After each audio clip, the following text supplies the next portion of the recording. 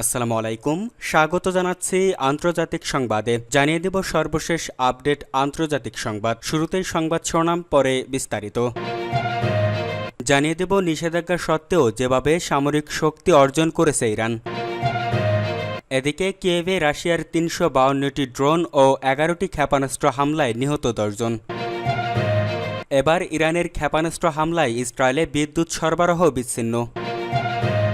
আরও থাকছে মধ্যপ্রাচ্যে মার্কিন ঘাঁটিতে হামলার সম্ভাবনা উড়িয়ে দিচ্ছে না ইরান। এবং সর্বশেষ জানিয়ে দেব সিরিয়ার গির্জায় আত্মঘাতী বোমা হামলায় নিহত ২৫ জন। এতক্ষণ শুনছিলেন সংবাদ শিরোনাম, এবার বিস্তারিত। তবে তার আগে আমাদের চ্যানেলটি সাবস্ক্রাইব করুন এবং লাইক, কমেন্ট, শেয়ার করে পরবর্তী আপডেট পেতে আমাদের সাথেই থাকুন। নিষেধাজ্ঞা সত্ত্বেও যেভাবে সামরিক শক্তি অর্জন করেছে ইরান ইসরায়েল সংঘাতের তীব্রতা ধীরে ধীরে বাড়ছে। দুই দেশই পাল্টাপাল্টি ক্ষেপণাস্ত্র হামলা চালিয়ে যাচ্ছে। সংঘাতের এই পর্যায়ে যুক্তরাষ্ট্র সরাসরি জড়িয়ে পড়তে পারে এমন আশঙ্কাও তৈরি হয়েছে।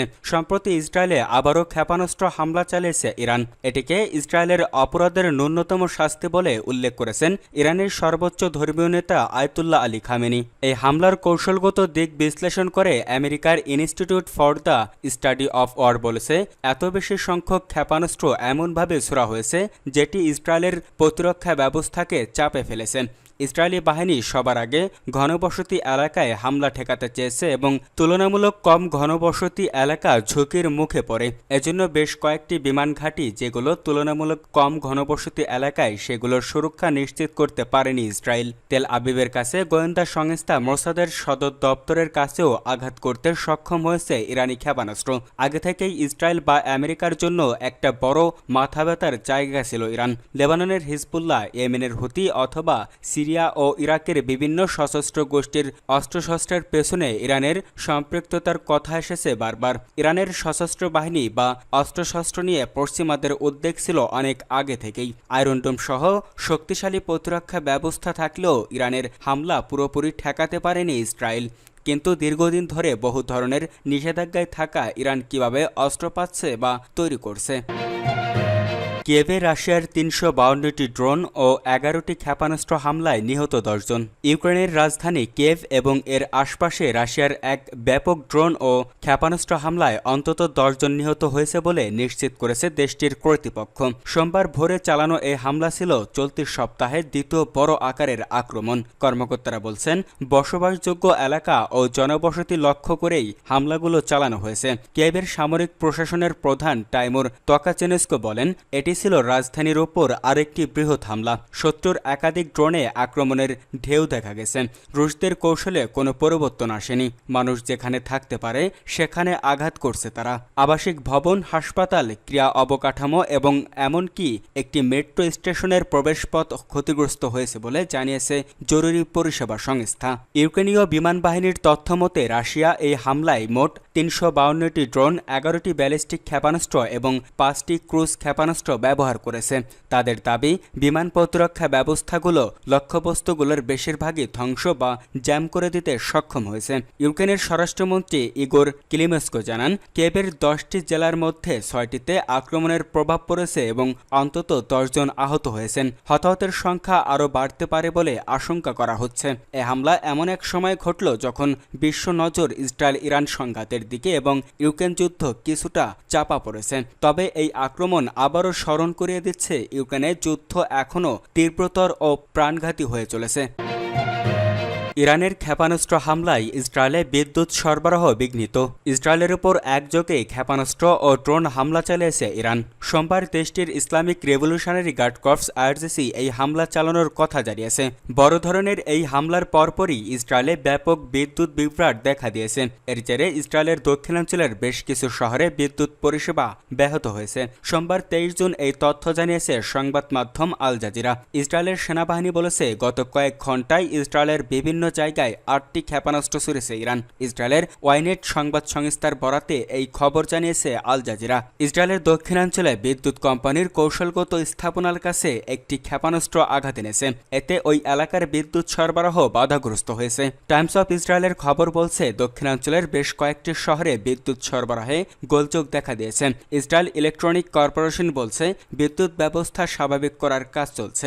অবকাঠামো মেরামত ও ঝুঁকিপূর্ণ সরঞ্জাম সরিয়ে নেওয়া হচ্ছে। নিরাপত্তা বাহিনীও সেখানে কাজ করে যাচ্ছে। বিবিসির খবরে বলা হয়েছে, ইরানের হামলার সময় প্রায় 35 মিনিট ধরে ইসরায়েলের দক্ষিণাঞ্চলে সাইরেন বেজেছে।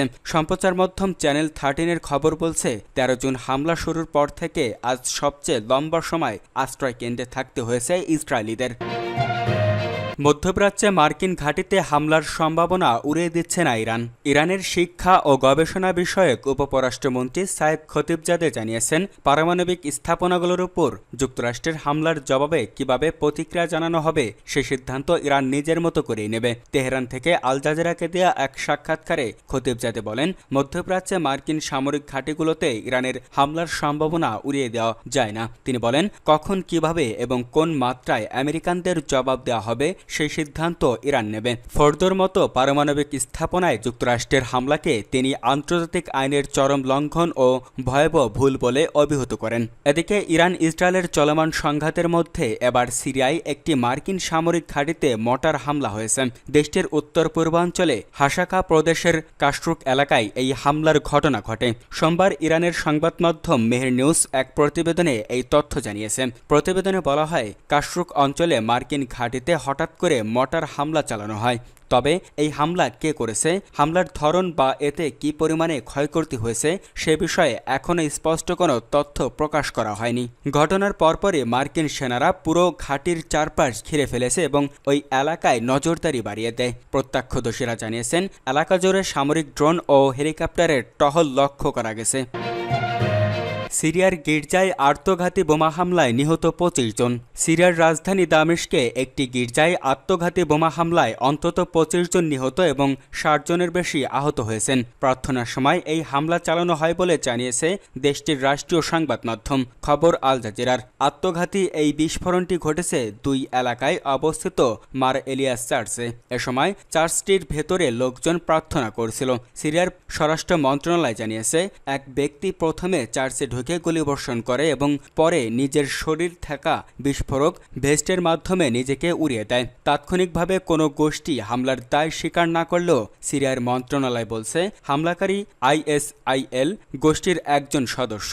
সিরিয়ার স্বাস্থ্য মন্ত্রণালয়ের বরাত দিয়ে রাষ্ট্রীয় সংবাদ সংস্থা সানা জানিয়েছে, নিহতের সংখ্যা 25 জনে দাঁড়িয়েছে। আহত হয়েছেন অন্তত 63 জন। সিরিয়ার সিভিল ডিফেন্স জানিয়েছে, এখনও ঘটনাস্থল থেকে মরদেহ উদ্ধার চলছে। স্থানীয় গণমাধ্যমের তথ্য মতে নিহতদের মধ্যে শিশুও রয়েছে। সিরিয়ার এটি বহুত বছরের মধ্যে প্রথম বড়সড় গির্জা হামলা। প্রেসিডেন্ট আহমেদ আল সারা আর এর অন্তর্বর্তী সরকার যখন সংখ্যালঘু সম্প্রদায়ের আস্থা অর্জনের চেষ্টা করছে, তখন এই হামলা পরিস্থিতিকে আরও জটিল করে তুলেছে। বিগত 14 বছরের গৃহযুদ্ধের ধ্বংসযজ্ঞের পর সিরিয়া ধীরে ধীরে ঘুরে দাঁড়াচ্ছে। গত বছর ডিসেম্বরে বাশার আল আসাদ অপসারিত হওয়ার পর দেশটিতে একটি অন্তর্বর্তী সরকার গঠিত হয়। যুক্তরাষ্ট্র ও ইউরোপীয় ইউনিয়ন দেশটির উপর থেকে নিষেধাজ্ঞা তুলে নেয়। তবে এই হামলা আবারও স্মরণ করিয়ে দিল যে IS-এর ঘুমিয়ে থাকা সেল এখনও সক্রিয় এবং তারা যে কোনো সময় হামলা চালাতে সক্ষম।